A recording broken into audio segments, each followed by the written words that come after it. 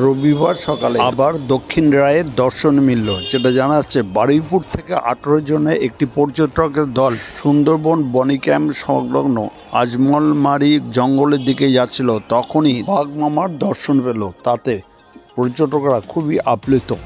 এই খবর আপনারা দেখছেন একমাত্র খবর 48 ঘন্টার পর্দায়। এখনও যারা এই চ্যানেলটি সাবস্ক্রাইব করেননি তারা এখনই সাবস্ক্রাইব করে নিন। পাশে বেল আইকনটি আছে তা প্রেস করুন। চুপ চুপ চুপ আস্তে আস্তে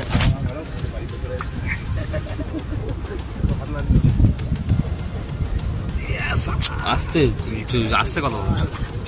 ওই ঢুকে গেল চুপ করো চুপ করো চুপ করো চুপ করো ও মা